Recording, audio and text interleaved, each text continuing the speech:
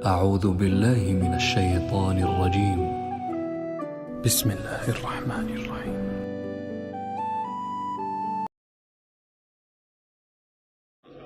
صالح علیہ السلام کی اونٹنی کے پاؤں کاٹے اور اسے قتل کیا اور ان کو کہا تھا کہ اس کو مت کچھ کہنا، ناقۃ اللہ وسقیاہا، یہ اللہ کی اونٹنی ہے، خود مانگی تھی کہ تو سچا نبی ہے، یہ پتھر پھاڑ اس میں سے اونٹنی نکال جو نکلتے ہی بچہ دے۔ ان کا دیکھ لو اگر پھر بھی نہ مانے تو تمہاری خیر نہیں ہے، کہ نہیں ہم مانیں گے۔ تو صالح علیہ السلام نے دعا کی تو ان کے سامنے پہاڑ پھٹا اور اس میں سے اونٹنی نکلی اور اس نے آتے ہی بچہ دیا۔ وہ اونٹنی بہت بڑی تھی، تو جب وہ پانی پینے جاتی تو ان کے جانور ڈر کے بھاگ جاتے تھے۔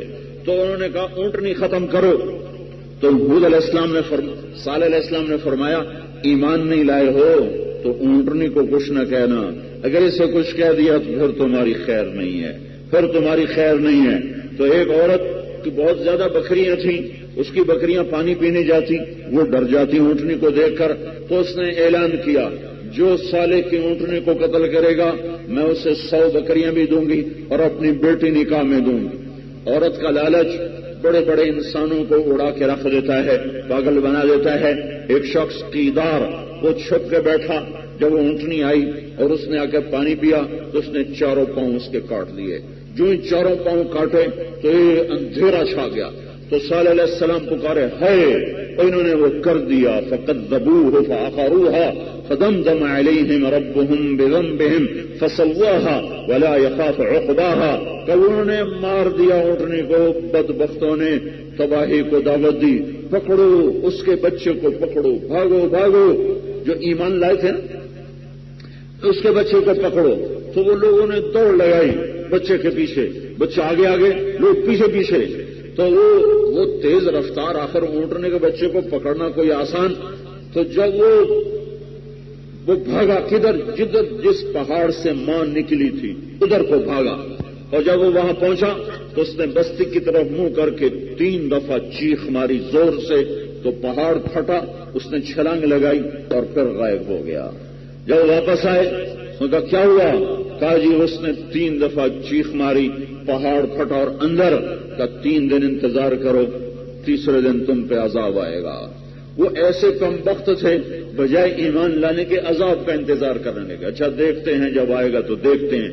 جب فطرت مسخ ہو جاتی ہے تو پھر معجزے بھی کام نہیں آتے اور ایسے کوڑے بھی کام نہیں آتے۔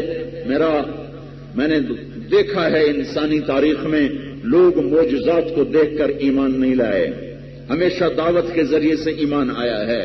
بہت کم لوگ، یہ نہیں کہتا کہ بالکل نہیں لائے، جادوگر ایمان لائے موسیٰ علیہ السلام کا معجزہ دیکھ کر، ایسے بہت تھوڑے لوگ ہیں۔ اور یہ جو 70,000 جادوگر ہے نا، یہ ایسی فضول بات ہے، 70,000 تو ٹوٹل آبادی نہیں ہوگی، تو 70,000 جادوگر کہاں سے اکٹھے ہو گئے؟ کچھ جادوگر تھے جنہیں اکٹھا کیا تھا۔ اور ایسے ہی عیسیٰ علیہ السلام کا دسترخوان دیکھ کر کچھ لوگ ایمان لائے، لیکن یہ عام طور پر ایسا نہیں ہے کہ معجزہ دیکھ کر لوگ کلمہ پڑھتے ہوں اور اڑ جاتے۔ اب کوہ صفا پہ تھے تو قریش مکہ کہنے لگے یہ چاند 2 ٹکڑے کر کے دکھا دے تو تجھے نبی مانے۔ چاند 14ویں کا تھا، تو آپ نے انگلی کا اشارہ کیا تو اس کے 2 ٹکڑے ہو گئے۔ ایک ٹکڑا جبل ابی قبیس پر چلا گیا اور ایک ٹکڑا جو تھا وہ جبل ہند۔ اب آج وہ سارا پہاڑ برابر ہو گیا، پہاڑ چھوڑ میدان بن گئے۔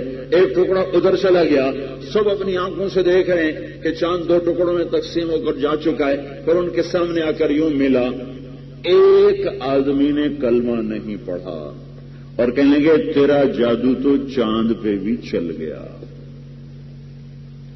دین کے پھیلنے کا ہمیشہ ایک ہی سبب ہے اور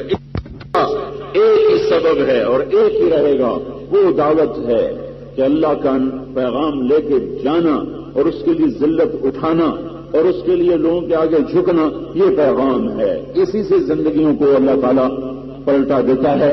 قوم سمود بھوسا بن گئی، ایمان نہیں لائے، یہ اللہ تعالیٰ کی سنت ہے۔ وفرعون ذی الاوتاد